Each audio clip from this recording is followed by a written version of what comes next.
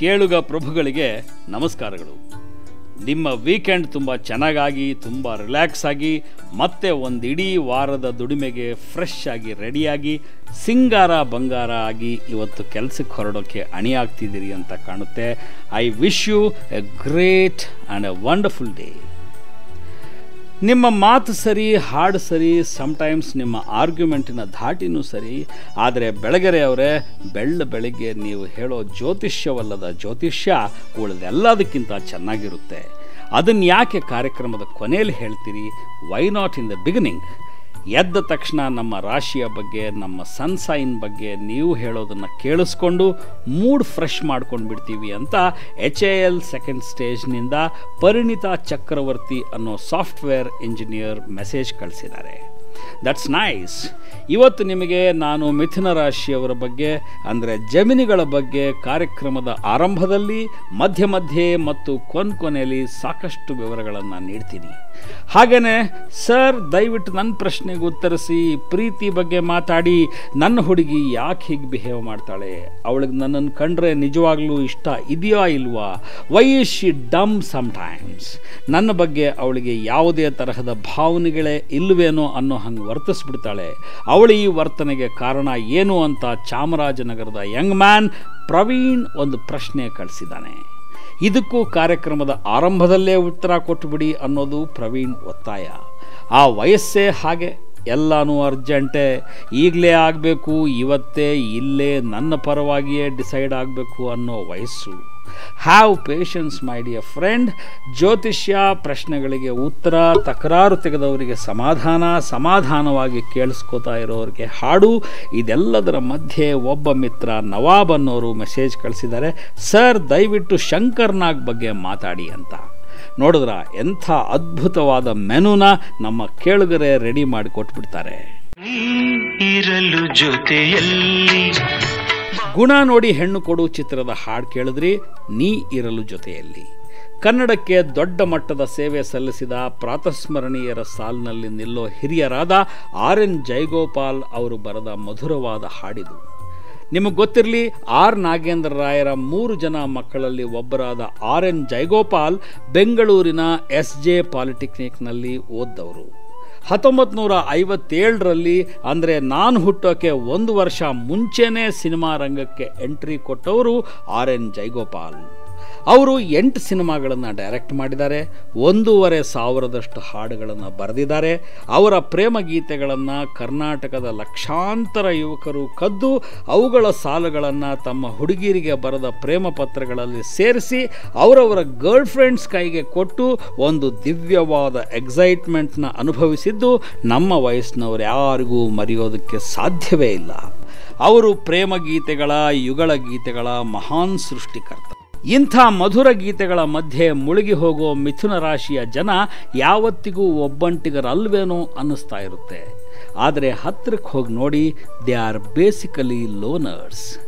ಯಾಕೆ ಅಂದರೆ, ಒಬ್ಬ ಮಿಥುನ ರಾಶಿಯ ಮನುಷ್ಯ ಜೀವನ ಪರ್ಯಂತ ಏನನ್ನೋ ಹುಡುಕ್ತಾ ಇರ್ತಾನೆ, ಕಲಿತಾ ಇರ್ತಾನೆ, ಬದಲಾಗ್ತಾ ಇರ್ತಾನೆ, ಬೆಳೀತಾ ಇರ್ತಾನೆ. ತಾನು ಚಿಕ್ಕವಳಾಗಿದ್ದಾಗ, ಅಂದರೆ 5 ವರ್ಷದವಳಾಗಿದ್ದಾಗ ತನಗೆ ಸಿಗಬೇಕಾಗಿದ್ದೇನೋ ಕಳೆದು ಹೋಗಿದೆ ಅಂದ್ಕೊಂಡು ಅದನ್ನು ಹುಡುಕ್ತಾ ಅಲಿಯೋ ಹುಡುಗಿ ಮಿಥುನ ರಾಶಿಯವಳು. ಆದರೆ ತಾನು ಅಂತರಂಗದಲ್ಲಿ ನಿಜಕ್ಕೂ ಏನು ಅನ್ನೋದನ್ನು ಜಮಿನಿ ಒಬ್ಬ ಸಲೀಸಾಗಿ ಬಿಟ್ಕೊಡೋದಿಲ್ಲ. ಅವರಿಗೆ ಒಂಟಿಯಾಗಿರೋದನ್ನು ಎಂಜಾಯ್ ಮಾಡೋಕ್ಕೆ ಬರುತ್ತೆ. ಬಾಯ್ ಫ್ರೆಂಡ್ ಫೋನ್ ಮಾಡದೇ ಇದ್ದರೆ ಜಮಿನಿ ರಾಶಿಯ ಹುಡುಗಿ ತುಂಬ ಏನೂ ಅಪ್ಸೆಟ್ ಆಗಲ್ಲ. She will be cool. ಆದರೆ ಸಮ್ಟೈಮ್ಸ್ ಜಮಿನಿಗಳ ಸೈಲೆನ್ಸ್ ನಮ್ಮನ್ನು ಗಾಬರಿಗೆ ಈಡು ಮಾಡುತ್ತೆ.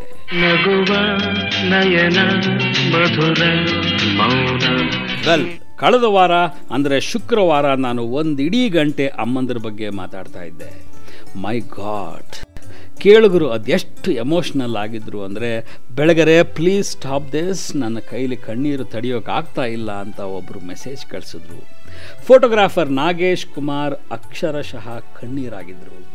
ನಿನ್ನೆ ತನಕ ಅಮ್ಮ ನಮ್ಮನೇಲೇ ಇದ್ದರು, ನಿನ್ನೆ ಅಷ್ಟೇ ಅಣ್ಣನ ಮನೆಗೆ ಬಿಟ್ಟು ಬಂದೆ, ಇವತ್ತು ನಿನ್ನ ಕಾರ್ಯಕ್ರಮ ಕೇಳಿದ ಮೇಲೆ ಯಾಕೋ ಮನಸ್ಸು ತಡೆಯೋಕೆ ಆಗ್ತಾ ಇಲ್ಲ ರವಿ, ಮತ್ತೆ ಅಮ್ಮನ ನೋಡೋಕೆ ಹೋಗ್ತಾ ಇದ್ದೀನಿ ಅಂತ ಹೇಳೋ ಹೊತ್ತಿಗೆ ಹಿ ವಾಸ್ ಸಾಬಿಂಗ್. ಖಾಸಗಿ ಇನ್ಶೂರೆನ್ಸ್ ಕಂಪನಿಯೊಂದರ ಟಾಪ್ ಎಕ್ಸಿಕ್ಯೂಟಿವ್ ಗಂಗಾಧರ ಸ್ವಾಮಿ ಮೆಸೇಜ್ ಕಳಿಸಿದ್ದಾರೆ. ನನ್ನ ಟೀಮ್ನಲ್ಲಿರೋ ಅಷ್ಟು ಅಧಿಕಾರಿಗಳಿಗೆ ಈ ಪ್ರೋಗ್ರಾಮ್ನ ಕೇಳಿಸಿದ್ದೀನಿ. ಎಷ್ಟು ಮೋಟಿವೇಟ್ ಆಗಿದ್ದಾರೆ ಅಂದರೆ ತಮ್ಮ 1 ತಿಂಗಳ ಸಂಬಳವನ್ನು ಅವರವರ ಅಮ್ಮಂದಿರ ಸೀರೆ, ಒಡವೆ, ಯಾತ್ರೆ ಮತ್ತು ಅವರಿಷ್ಟಪಡೋ ಸಂಗತಿಗಳಿಗೋಸ್ಕರ ಖರ್ಚು ಮಾಡಬೇಕು ಅಂತ ತೀರ್ಮಾನಿಸಿದ್ದಾರೆ ಅಂತ ಬರೀತಾರೆ. ರಶ್ಮಿ ಹ್ಯಾಸ್ ಸೆಡ್, ಅಮ್ಮನ ಜೊತೆ ಜಗಳ ಮಾಡ್ಕೊಂಡು 3 ದಿವಸದಿಂದ ಅಮ್ಮ ಫೋನ್ ಮಾಡಿದಾಗೆಲ್ಲ ಕಟ್ ಮಾಡ್ತಾ ಇದ್ದೆ. ಕಾರ್ಯಕ್ರಮ ಕೇಳಿದ ತಕ್ಷಣ ತಡೆಯೋಕ್ಕಾಗಲಿಲ್ಲ, ಅಮ್ಮಂಗೆ ಫೋನ್ ಮಾಡಿಬಿಟ್ಟೆ. ಅದಾದಮೇಲೆ ಮಾಡ್ತಿರೋದೇ ಈ SMS ಅಂತ ಬರೆದಿದ್ದಾಳೆ. ತುಂಬ ಜನ ಯುವಕರು ಅಮ್ಮಂದಿರ ಬಗ್ಗೆ ತಮಗಿದ್ದ ಆ್ಯಟಿಟ್ಯೂಡ್ನ ಬದಲಾಯಿಸ್ಕೊಂಡಿದ್ದೀವಿ ಅಂತ ಮೆಸೇಜ್ ಮಾಡಿದ್ದಾರೆ. ಒಬ್ಬ ಗೃಹಿಣಿ ಚಂದ್ರಿಕಾ ಅನ್ನೋರು, ಇವತ್ತು ನನ್ನ ಮಗನ ಕಾಲೇಜ್ ತಪ್ಪಿಸಿ ರೇಡಿಯೋ ಪಕ್ಕದಲ್ಲಿ ಕೂಡಿಸ್ಕೊಂಡಿದ್ದೆ, ನಿಜಕ್ಕೂ ಸಾರ್ಥಕವಾಯಿತು ರವಿ ಅಂತ SMS ಮಾಡಿದ್ದಾರೆ. ಆದರೆ ಫ್ರೆಂಡ್ಸ್, ಕೆಲವು ಸೊಸೆಯಂದರು they are angry with me. ಎಲ್ಲ ತಾಯಂದರು ನೀವು ಅಂದ್ಕೊಂಡಷ್ಟು ಒಳ್ಳೆಯವರೇನಿರಲ್ಲ, ಸೊಸೆಯರನ್ನ ಹುರ್ಕೊಂಡು ತಿಂತಾರೆ. ಅವರು ತಮ್ಮ ಹೆಣ್ಮಕ್ಳನ್ನ ನೋಡ್ಕೊಂಡಷ್ಟು ಚೆನ್ನಾಗಿ ನಮ್ಮನ್ನು ನೋಡ್ಕೊಂಡಿದ್ದಿದ್ರೆ ನಾವು ಅವ್ರನ್ನ ನಮ್ಮ ತಾಯಂದ್ರ ಥರಾನೇ ನೋಡ್ಕೋತಾ ಇದ್ವಿ ಅಂತ ಬರೆದಿದ್ದಾರೆ. ನಾನು ಅಮ್ಮ ಅನ್ನೋ ಸಬ್ಜೆಕ್ಟ್ ಆರಿಸ್ಕೊಂಡಾಗ ಅದರ ಹಿಂದಿದ್ದ ಉದ್ದೇಶ ಒಂದೇ, ಪ್ರತಿ ಮನೆಯೂ ಒಂದು ನೆಮ್ಮದಿಯ ತಾಣವಾಗಬೇಕು. ಎಲ್ಲಿ ಹೆಣ್ಣು ಮಕ್ಕಳು ನೆಮ್ಮದಿಯಾಗಿರ್ತಾರೋ ಅಲ್ಲಿ ಮಾತ್ರ ನಿಜವಾದ ನೆಮ್ಮದಿ ನೆಲೆಸುತ್ತೆ ಅನ್ನೋ ಸ್ಟ್ರಾಂಗ್ ಬಿಲೀಫ್ ನಂದು. ಕೆಟ್ಟ ಗಂಡಸರಿದ್ದ ಹಾಗೇನೆ, ರೌಡಿ ಮಕ್ಕಳಿದ್ದ ಹಾಗೇನೆ, ಮೂರ್ಖ ತಾಯಂದರು ಇರ್ತಾರೆ, ದುಷ್ಟ ಅತ್ತೆಯರು ಇರ್ತಾರೆ. ನನ್ನಂಥ ಒಳ್ಳೆ ಶ್ರೀರಾಮಚಂದ್ರನಂಥ ಬೇಕಾದರೆ ಯಾರನ್ನ ಬೇಕಾದರೂ ಕಾಡಿಗೆ ಬಿಟ್ಟು ಬರುವಂಥ ಗಂಡಂದರು ಇರ್ತಾರೆ ಅಂತ ಹೇಳ್ತಾ one crazy song from the film Raj.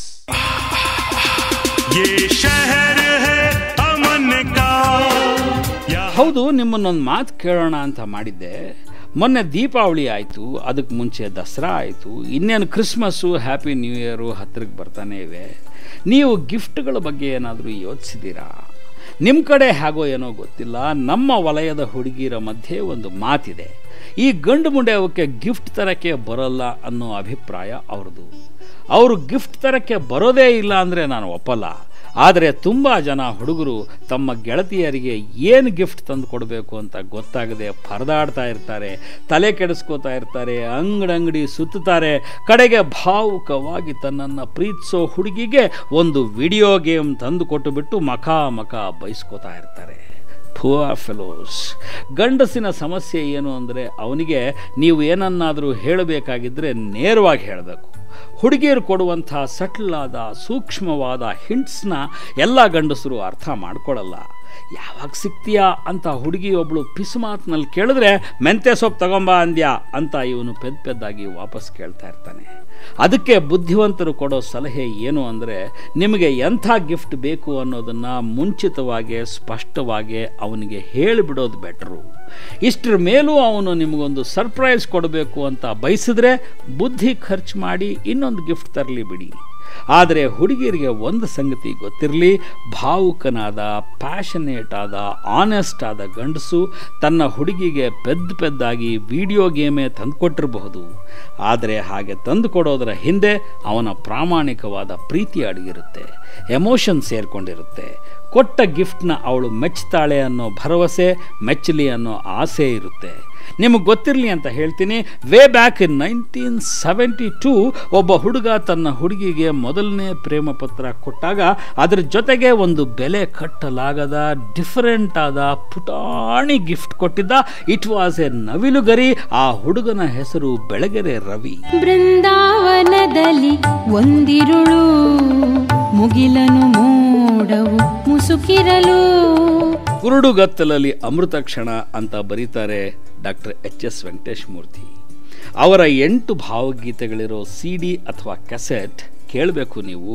ಅದರ ಹೆಸರು ತೂಗು ಮಂಚ. He is A wonderful poet. ಜೊತೆಯಲ್ಲಿ ಒಳ್ಳೆಯ ಫ್ರೆಂಡ್ ಇದ್ದರೆ, ಇನ್ ಕೇಸ್ ಒಂದು ಪಕ್ಷ ನಿಮ್ಗಿಷ್ಟವಾಗೋ ಗರ್ಲ್ ಫ್ರೆಂಡೋ, ಬಾಯ್ ಫ್ರೆಂಡೋ, ಬೆಸ್ಟ್ ಫ್ರೆಂಡೋ ಇದ್ದರೆ ಮಾತಾಡೋದು ಸಾಕು, ಸ್ವಲ್ಪ ಕತ್ತಲು, ಸ್ವಲ್ಪ ಬೆಳದಿಂಗಳು, ಸ್ವಲ್ಪ ಮೌನ ಬೇಕು ಅನಿಸಿದ್ರೆ ಅಂಥದ್ದೊಂದು ಮೂಡ್ನಲ್ಲಿ ಕೇಳಿಸ್ಕೊಳ್ಳೋದಕ್ಕೆ ತೂಗು ಮಂಚ CD ತುಂಬ ಚೆನ್ನಾಗಿರುತ್ತೆ ಅಂತ ಸಜೆಸ್ಟ್ ಮಾಡ್ತಾ, ಈ ಮಿಥುನ ರಾಶಿಯವರು ಯಾವತ್ತಾದರೂ ಒಂದು ಪುಸ್ತಕ ಓದಿದ್ದನ್ನು ನೀವು ಗಮನಿಸಿದ್ದೀರಾ ಅಂತ ಕೇಳ್ತಾ ಇದ್ದೀನಿ. ಸುಮ್ಮನೆ ಒಂದು ಸಲ ಗಮನಿಸಿ ನೋಡಿ. ಅವರು ಮೊದಲು ಓದೋದೇ ಲಾಸ್ಟ್ ಪೇಜು, ಆಮೇಲೆ ಎಲ್ಲೋ ಮಧ್ಯದ ಪೇಜ್ ತೆಗಿತಾರೆ, ಹಿಂದಕ್ಕೆ ಹೋಗ್ತಾರೆ, ಮುಂದಕ್ಕೆ ಬರ್ತಾರೆ. ಒಟ್ಟಿನಲ್ಲಿ ಒಂದು ಕಡೆ ಕೂತು ಪಟ್ಟಾಗಿ ಮೊದಲಿಂದ ಕಡೆ ತನಕ ಓದೋ ಪ್ರಾಣಿಗಳೇ ಅಲ್ಲ. ಲೈಫಲ್ಲೂ ಅಷ್ಟೇ, they can change anything, everything. ವಿನಾಕಾರಣ ಏನು ಹೇಳಿ, ವಿನಾಕಾರಣ ಒಬ್ಬ ಹುಡುಗಿ ತನ್ನ ಫ್ರೆಂಡ್ನ ರಿಜೆಕ್ಟ್ ಮಾಡಿದ್ಲು ಅಂದರೆ possibilities are there that she is a Gemini. ಕಾರಣವಿಲ್ಲದೇನೆ ಕೆಲಸ ಬಿಟ್ಟು ಹೋಗ್ತಾರೆ, ಊರು ಬಿಟ್ಟು ಹೋಗ್ತಾರೆ. ಕಡೆ ಪಕ್ಷ ಶುದ್ಧ ಮಳೆಗಾಲದಲ್ಲಿ ಯಾರ ಹತ್ರನೋ ಇಸ್ಕೊಂಡು ಬಂದ ಛತ್ರಿನ ಇನ್ಯಾರ್ದೋ ಮನೆಯಲ್ಲಿ ಬಿಟ್ಟು ಹೋಗ್ತಾರೆ. ಅದು ಮಿಥುನ ರಾಶಿಯವರ ವೈಶಿಷ್ಟ್ಯ. ಮಿಥುನ ರಾಶಿಯವರ ಜೊತೆ ವಾದಕ್ಕೆ ಇಳಿಬೇಡಿ. They are guided by Mercury. ಅವರಿಗೆ ಬುದ್ಧಿ ಜಾಸ್ತಿ. ಬುಧ ಗ್ರಹದ ನೆರಳಲ್ಲಿರೋ ಜನ ಉಳಿದವ್ರಿಗಿಂತ ಫಾಸ್ಟಾಗಿ ಯೋಚನೆ ಮಾಡ್ತಾರೆ, ಉಳಿದವ್ರಿಗಿಂತ ಬೇಗನೆ ವಿಷಯಗಳನ್ನು ಅರ್ಥ ಮಾಡ್ಕೋತಾರೆ. ವಾದಕ್ಕೆ ನಿಂತರೆ ಬೇಗ ಎದುರಾಳಿಗಳನ್ನು ಸೋಲಿಸ್ತಾರೆ. ಅಕಸ್ಮಾತ್ ಎದುರುಗಡೆ ಇರೋರು ತಮ್ಮಷ್ಟು ಬುದ್ಧಿವಂತರಲ್ಲ ಅಂತ ಗೊತ್ತಾದರೆ ಜಮಿನಿಗಳು ಸಖತ್ ಕಾಲೆಳೆದು ಗೋಳೊಯ್ಕೊಂಡ್ಬಿಡೋ ಚಾನ್ಸ್ ಇದೆ. Take care. ಶ್ರಾವಣ ಮಾಸ ಬಂದಾಗ ಆನಂದ ತಂದಾಗ. ಕಮಿಂಗ್ ಟು ದಿ ಪ್ರಶ್ನೆ ಆಫ್ ಪ್ರವೀಣ್ ಆಫ್ ಚಾಮರಾಜನಗರ. ನನ್ನ ಹುಡುಗಿ ಯಾಕೆ ಹಾಗೆ ವರ್ತಿಸ್ತಾಳೆ? ಅವಳಿಗೆ ನನ್ನನ್ನು ಕಂಡ್ರೆ ಇಷ್ಟ ಇದೆಯಾ ಇಲ್ವಾ? ಒಂದೊಂದು ಸಲ ಅವಳಿಗೆ ನನ್ನ ಬಗ್ಗೆ ಯಾವುದೇ ತರಹದ ಭಾವನೆಗಳೇ ಇಲ್ಲವೇನೋ ಅನ್ನಿಸ್ಬಿಡುತ್ತೆ. ನನ್ನ ಮೇಲೆ ಅವಳಿಗೆ ಪ್ರೀತಿ ಇದೆಯೋ ಇಲ್ವೋ ತಿಳ್ಕೊಳ್ಳೋದು ಹೇಗೆ ಅಂತ ಕೇಳ್ತಾನೆ ಪ್ರವೀಣ್. ಯೌವನಕ್ಕೆ ಕಾಲಿಟ್ಟ ಹುಡುಗರನ್ನು ಕಾಡೋ ಮೊದಲ ಪ್ರಶ್ನೆನೇ ಇದು. ನಾಳೆ ನೌಕರಿ ಸಿಗುತ್ತೋ ಇಲ್ವೋ, ಲೈಫಲ್ಲಿ ಸೆಟ್ಲ್ ಆಗ್ತೀವೋ ಇಲ್ವೋ, ನಮ್ಮ ದೇಶಕ್ಕೆ ಒಳ್ಳೆಯ ಭವಿಷ್ಯ ಇದೆಯೋ ಇಲ್ವೋ? ಅಯ್ಯೋ ಬಿಡಿ ಸರ್, ಮನಸ್ಸು ಮಾಡಿದ್ರೆ ಕೆಲಸ ಸಿಗೋದು, ಲೈಫಲ್ಲಿ ಸೆಟ್ಲ್ ಆಗೋದು, ದೇಶದ ಭವಿಷ್ಯ ಚೇಂಜ್ ಮಾಡೋದು, ಇವೆಲ್ಲ ಯಾವ ಮಹಾ ಕಷ್ಟ. ಆದರೆ ಮೋಸ್ಟ್ ಡಿಫಿಕಲ್ಟ್ ಕಷ್ಟ ಅಂದರೆ ಆ ಹುಡುಗಿ ಇದ್ದಾಳಲ್ಲ, ಆಚೆ ರೋಡಿನ ಕೊನೆಯ ಮನೆಯ ಮೆಳ್ಳಗಣ್ಣು ಸುಂದರಿ, ಅವಳಿಗೆ ನನ್ನ ಮೇಲೆ ಇಷ್ಟ ಇದೆಯೋ ಇಲ್ವೋ ಅದನ್ನು ತಿಳ್ಕೊಳ್ಳೋದು ಹೇಗೆ? ಅಷ್ಟು ಹೇಳಿ ಸಾಕು ಅಂತಾರೆ. ಅವರ ವಯಸ್ಸಿಗೆ ಅದು ಸಹಜವೇ. Nothing to worry, nothing wrong also. ಕಿಟಕಿ ತೆಗೆದು ಈಗ ಹಗಲಾಗಿದೆಯೋ ರಾತ್ರಿ ಆಗಿದೆಯೋ ಅಂತ ತಿಳ್ಕೊಳ್ಳೋದು ಎಷ್ಟು ಸುಲಭ ಅಲ್ವಾ? ರಾಜಕಾರಣಿ ಕೊಟ್ಟ ಭರವಸೆಗಳ ಪೈಕಿ ನಿಜವೆಷ್ಟೋ ಸುಳ್ಳೆಷ್ಟೋ ತಿಳ್ಕೊಳ್ಳೋದು ಎಷ್ಟು ಕಷ್ಟ ಅಲ್ವಾ? ಕೆಲವು ಹುಡುಗಿಯರ ಮನಸ್ಸುಗಳು ಹಾಗೆ ಕಣೋ ಪ್ರವೀಣ. ಅವರಿಗಿರೋ ಆತಂಕ, ಸಂಕೋಚ, ಸಮಾಜದ ಭಯ, ಜಾತಿ, ವರ್ಗ, ಅಂತಸ್ತುಗಳ ಯೋಚನೆ, ಮನೇಲಿ ಒಪ್ತಾರೋ ಇಲ್ವೋ ಅನ್ನೋ ದಿಗಿಲು, ಇವೆಲ್ಲವುಗಳಿಂದಾಗಿ ಹೆಣ್ಣುಮಕ್ಕಳು ಸಲೀಸಾಗಿ ತಮ್ಮ ಮನಸ್ಸಿನ ಭಾವನೆಗಳನ್ನು ಬಿಟ್ಕೊಡಲ್ಲ. ಎರಡನೇದಾಗಿ, ಗಂಡಸರಿಗೆ ತಮ್ಮ ಬದುಕಿನ ನಿರ್ಣಯಗಳನ್ನು ತಾವೇ ತಗೊಳ್ಳುವಂತಹ ದಾರ್ಢ್ಯ, ತಾಕತ್ತು, ದೃಢತೆ ಇರುತ್ತೆ. ಆದರೆ ಹುಡುಗಿಯರು ತಮ್ಮ ಬದುಕನ್ನು, ಭವಿಷ್ಯವನ್ನು ಮನೆಯಲ್ಲಿ ಅಪ್ಪ ಅಮ್ಮ ಡಿಸೈಡ್ ಮಾಡಲಿ ಅಂತ ಎಕ್ಸ್ಪೆಕ್ಟ್ ಮಾಡ್ತಾರೆ. ಮೊದಲು ಎಜುಕೇಷನ್ ಮುಗಿಸಿ 4 ಕಾಸು ಸಂಪಾದಿಸಿ ನನ್ನ ಕಾಲ ಮೇಲೆ ನಾನು ನಿಂತ ಮೇಲೆ ಪ್ರೀತಿ, ಪ್ರೇಮ, ಮದುವೆ, ಹಾಳು ಮೂಳು ಅಂತ ಯೋಚಿಸೋದು ಹುಡುಗಿಯರಲ್ಲಿ ಕಾಮನ್. ಹೀಗಾಗಿ they don't express their feelings. ಆದರೂ ನಿಸರ್ಗದ ನಿಯಮ ಬೇರೆಯೇ ಇರುತ್ತೆ Praveen, you must know it. ಮನಸ್ಸಿನ ಭಾವನೆಗಳನ್ನು ಎಷ್ಟೇ ಮುಚ್ಚಿಡೋಕೆ ಪ್ರಯತ್ನಿಸಿದರೂ ಕಣ್ಣು ಗುಟ್ಟು ಬಿಟ್ಟು ಕೊಟ್ಬಿಡ್ತವೆ. ಅದನ್ನು ಇಂಗ್ಲೀಷ್ನಲ್ಲಿ ಐ ಕಾಂಟ್ಯಾಕ್ಟ್ ಅಂತಾರೆ. ಅದನ್ನು ಅರ್ಥ ಮಾಡ್ಕೋ. ಅವಳಿಗೆ ಆಸಕ್ತಿ ಇದೆಯಾ ಇಲ್ವಾ ಅನ್ನೋದನ್ನು ಅವಳ ಗೆಳತಿಯರ, ಪರಿಚಯದವರ ಮೂಲಕ ಕೇಳಿ ತಿಳ್ಕೊಳ್ಳೋ ಪ್ರಯತ್ನ ಮಾಡು. Have patience. ಅವಸರ ಪಟ್ಟು ಇಂಡೀಸೆಂಟ್ ಪ್ರಪೋಸಲ್ ಮಾಡಬೇಡ ಅಂತ ಹೇಳ್ತಾ, ಪ್ರಿಯ ಶ್ರೋತೃಗಳೇ, ನನಗೆ ತುಂಬ ಇಷ್ಟವಾಗುವ ಒಂದು ಭಾವುಕ ಚಿತ್ರಗೀತೆ ಕೇಳಿಸ್ತೀನಿ, ಕೇಳಿಸ್ಕೊಳ್ಳಿ.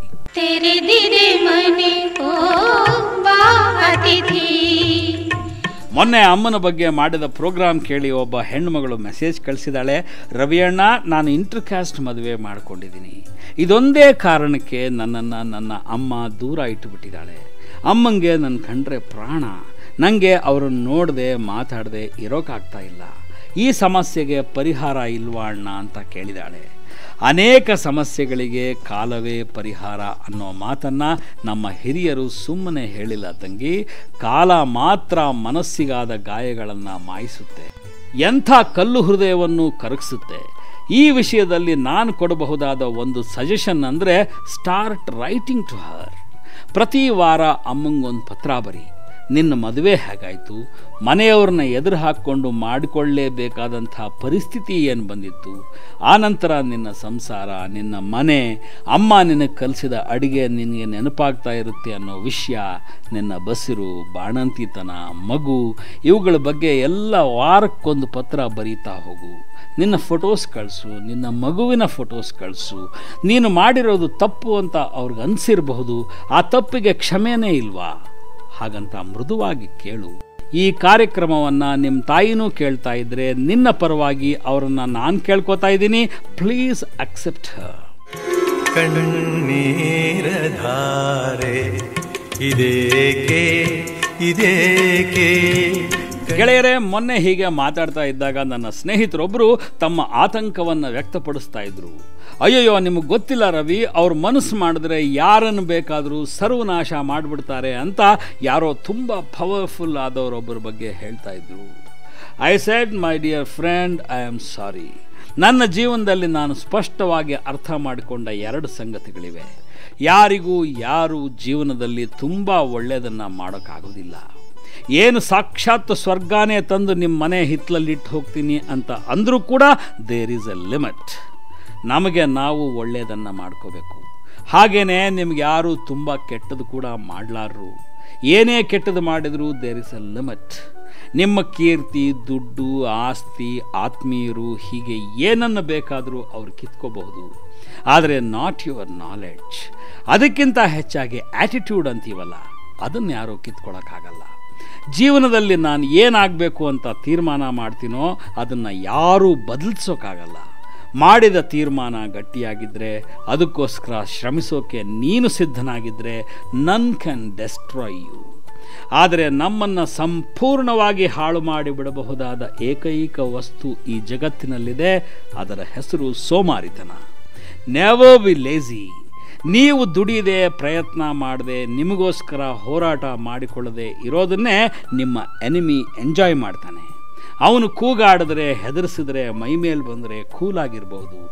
ಆದರೆ ನಾವಾಗೇ ಅವನಿಗೆ ನಗೋಕ್ಕೆ ಅವಕಾಶ ಕೊಟ್ಟು ಕಾಲು ಚಾಚಿ ಮಲ್ಕೊಂಡು ಬಿಟ್ಟಿರುವಾಗ ನಮ್ಮನ್ನು ಯಾರು ಸೇವ್ ಮಾಡ್ತಾರೆ ಹೇಳಿ? Let's be strong, cool and hard working. ಆಡಿಸಿ ನೋಡು, ಬೀಳಿಸಿ ನೋಡು, ಉರುಳಿ ಹೋಗದು. ಇಲ್ಲೊಂದು ಇಂಟ್ರೆಸ್ಟಿಂಗ್ ಆದ ಪ್ರಶ್ನೆ ಇದೆ. ಸ್ವಭಾವತಃ ಗಂಡಸರಿಗಿಂತ ಹೆಂಗಸರು ಮೂಡಿನ? ಇದ್ದಕ್ಕಿದ್ದ ಹಾಗೆ ಸಿಟ್ಟು ಬರೋದು, ಅಳು ಬರೋದು, ಡಿಪ್ರೆಸ್ ಆಗಿಬಿಡೋದು, ಇವೆಲ್ಲ ಹೆಂಗಸರಿಗೆ ಜಾಸ್ತಿ ಆಗ್ತವ ಅಥವಾ ಗಂಡಸರಿಗೂ ಆಗ್ತವ? ಇನ್ಫ್ಯಾಕ್ಟ್ ಹೆಣ್ಣು ಮಕ್ಕಳಿಗೆ ಹಾರ್ಮೋನ್ಗಳ ಏರಿಳಿತದಿಂದಾಗಿ ತಿಂಗಳಲ್ಲಿ ಒಂದ್ಸಲ ಹೀಗಾಗುತ್ತೆ ಅಂತಾರೆ. But men can also be moody. ಚಿಕ್ಕಂದಿನಿಂದ ಗಂಡಸರಿಗೆ ನೀನು ಅಳಬಾರ್ದು ಹೆಣ್ಣಪ್ಪಿ ಥರ ಅಂತ ಹೇಳಿಬಿಟ್ಟಿರ್ತಾರೆ. ಆದ್ದರಿಂದ ಗಂಡಸು ಸ್ಟಿಫ್ ಆಗಿರೋದಕ್ಕೆ, ತನಗೇನು ಆಗಿಲ್ಲ ಅಂತ ಪ್ರಿಟೆಂಡ್ ಮಾಡೋದಕ್ಕೆ ನೋಡ್ತಾನೆ. ಆದರೆ ಮೂಡ್ ಸ್ವಿಂಗ್ಸ್ ಅಂತ ಏನಂತೀವಿ, ಭಾವಾವೇಶದ ಏರಿಳಿತಗಳು, ಅವು ಗಂಡಸರಲ್ಲೂ ಹೆಂಗಸರಲ್ಲೂ ಸಮಾನವಾಗಿರ್ತವೆ. ಗಂಡಸರು ಅನೇಕ ಸಲ ತಮ್ಮ ಭಾವನೆಗಳನ್ನು ಅದುಮಿಡ್ತಾರಾದ್ದರಿಂದ ಎಲ್ಲೋ ಒಂದು ಸಲ ಇದ್ದಕ್ಕಿದ್ದ ಹಾಗೆ ಢಬ್ ಅಂತ ಎಕ್ಸ್ಪ್ಲೋಡ್ ಆಗಿಬಿಡ್ತಾರೆ. ಹಾಗಾದಾಗ ಅದಕ್ಕೆ ನೀವೇ ಕಾರಣ ಅಂತ ಅಂದ್ಕೊಂಡು ಬಿಡಬೇಡಿ. ಬೇರೆ ಯಾವುದೋ ಕಾರಣಕ್ಕೆ ಗಂಡಸು ಮೂಡಿಯಾಗಿರ್ತಾನೆ, ಕೈಯಲ್ಲಿ ದುಡ್ಡಿರಲ್ಲ, ತಂದೆ ಹೆಲ್ತ್ ಬಗ್ಗೆ ವರಿ ಆಗಿರುತ್ತೆ, ಆಫೀಸಲ್ಲಿ ಹೊಸ ಬಾಸು ರೇಗ್ತಾ ಇರ್ತಾನೆ. ಇಂಥ ಸಂದರ್ಭದಲ್ಲಿ ಮನೆಗೆ ಬಂದು ಪಟಾಕಿ ಹೊಡೆಯೋ ಗಂಡನನ್ನು ಸ್ವಲ್ಪ ಹೊತ್ತು ಆತನ ಪಾಡಿಗೆ ಆತನನ್ನು ಬಿಟ್ಟುಬಿಡಿ. Let him enjoy all the ರೇಗಾಟ. ತಕ್ಷಣ ರಿಯಾಕ್ಟ್ ಮಾಡಬೇಡಿ. ಕೂಗಾಡೋಕೆ, ರೇಗಾಡೋಕೆ ಈ ಜಗತ್ತಿನಲ್ಲಿ ಆತನಿಗಿರೋ ಜಾಗ ಮನೆ ಒಂದೇ, ಮತ್ತು ಆತನ ಪಾಲಿನ ಶಾಕ್ ಅಬ್ಸರ್ಬರ್ ನೀವೊಬ್ಬರೇ ಅನ್ನೋದನ್ನು ನೀವು ಅರ್ಥ ಮಾಡ್ಕೊಂಡು ಬಿಟ್ರೆ ದಿ ಆ್ಯಂಗ್ರಿ ಮ್ಯಾನ್ ಸ್ವಲ್ಪ ಹೊತ್ತಿಗೆ ತಣ್ಣಗಾಗ್ತಾನೆ, ಸಾರಿ ಕಣೆ ಅಂತಾನೆ. Who knows, he may be even more romantic. ಎಂದೆಂದೂ ನಿನ್ನನ್ನು ಮರೆತು ಬದುಕಿದಲಾರೆ. 2 ಕನಸು ಚಿತ್ರದ ಹಾಡು ಕೇಳಿದ್ರಿ. 2 ಕನಸು, ಮಯೂರ, ಸಂಪತ್ತಿಗೆ ಸವಾಲ್, ಸೀತಾರಾಮು ಮುಂತಾದ ಸಿನಿಮಾಗಳ ಬಗ್ಗೆ ಮಾತು ಬಂದ ಕೂಡಲೇ ನೆನಪಾಗೋದು ಕನ್ನಡ ಫಿಲ್ಮ್ ಇಂಡಸ್ಟ್ರಿ ಕಂಡ ಮುದ್ದು ನಟಿ ಮಂಜುಳಾ. ಬದುಕಿದ್ದಿದ್ರೆ ಮಂಜುಳಾಗೆ ಸುಮಾರು 55 ವರ್ಷ ವಯಸ್ಸಾಗಿರ್ತಾ ಇತ್ತು. ಆಕೆಯ ಸ್ವಂತ ಊರು ತುಮಕೂರು ಜಿಲ್ಲೆಯ ಕೋನಹಳ್ಳಿ. ಮಂಜುಳಾ ತಂದೆ ಶಿವಣ್ಣ ಪೊಲೀಸ್ ಸಬ್ ಇನ್ಸ್ಪೆಕ್ಟರ್ ಆಗಿದ್ದರು ಅನ್ನೋದು ತುಂಬ ಜನಕ್ಕೆ ಗೊತ್ತಿರಲಿಕ್ಕಿಲ್ಲ. ಮನೆ ಕಟ್ಟಿ ನೋಡು ಚಿತ್ರದಲ್ಲಿ ಬಾಲನಟಿಯಾಗಿ, ಆಮೇಲೆ ಯಾರ ಸಾಕ್ಷಿ ಚಿತ್ರದಲ್ಲಿ ನಾಯಕ ನಟಿಯಾಗಿ ಎಸ್ಟಾಬ್ಲಿಷ್ ಆದವರು ಮಂಜುಳಾ. ಎರಡು ಕನಸು ಚಿತ್ರದಲ್ಲಿ ರಾಜ್ಕುಮಾರ್ ಜೊತೆಯಲ್ಲಿ ನಟಿಸೋದರ ಮೂಲಕ ಪಾಪ್ಯುಲರ್ ಆದ ಮಂಜುಳಾ ಆಮೇಲೆ ತುಂಬ ಜನಪ್ರಿಯತೆ ಪಡೆದದ್ದು ಆ ಕಾಲಕ್ಕೆ ಪ್ರಣಯ ರಾಜ ಅಂತ ಕರೆಸ್ಕೋತಾ ಇದ್ದ ಶ್ರೀನಾಥ್ ಜೊತೆಯಲ್ಲಿ. ಎಂಥ ವಿಚಿತ್ರವೋ ನೋಡಿ, ಮೊದಲನೇ ಚಿತ್ರದಲ್ಲಿ ಶಂಕರ್ ನಾಗ್ ಜೊತೆ ನಟಿಸೋದಕ್ಕೆ ಹಿಂದು ಮುಂದೆ ನೋಡಿದ ಮಂಜುಳಾ ಆಮೇಲೆ ಶಂಕರ್ ನಾಗ್ ಅವರ ಅತ್ಯಂತ ಒಳ್ಳೆಯ ಗೆಳತಿಯಾಗಿದ್ದರು. Then she married director Amritam. 1986 September 12 Manjula ಬೆಂಕಿ ಆಕಸ್ಮಿಕದಲ್ಲಿ ತೀರಿಕೊಂಡಾಗ ಆಕೆಯ ಪಾರ್ಥಿವ ಶರೀರ ತರೋಕೆ ಇದ್ದವರು ಅದೇ ಶಂಕರ್ ನಾಗ್. ಇವತ್ತು ನೆನಪು ಬಿಚ್ಚಿಕೊಂಡು ಕೂತ್ರೆ ಅಲ್ಲಿ ಶಂಕರ್ ನಾಗೂ ಇಲ್ಲ, ಆ ಮಂಜುಳಾನೂ ಇಲ್ಲ, ಸಂಪತ್ತಿಗೆ ಸವಾಲೆಸೆದ ಅಣ್ಣಾವರೂ ಇಲ್ಲ. ಯಾವತ್ತಾದರೂ ಒಂದಿನ ನಿಮ್ಮ ಮುಂದೆ ಹೀಗೆ ಕೂತು ಶಂಕರ್ ನಾಗ್ ಬಗ್ಗೆ ತುಂಬ ತುಂಬ ತುಂಬ ಮಾತಾಡಬೇಕು. ಖಂಡಿತ ಕೆಲಸ ಮಾಡ್ತೀನಿ. ಇವತ್ತು ಶಂಕರ್ ನೆನಪಿನಲ್ಲಿ ಒಂದು ಹಾಡು ಕೇಳಿಸ್ತೀನಿ. ಲಾ ಲಾ ಲಾ ಲಾ ಲಾ ಲಾ ಲಾ ಲಾ ಲಾ ಲಾ ಲಾ ಲಾ.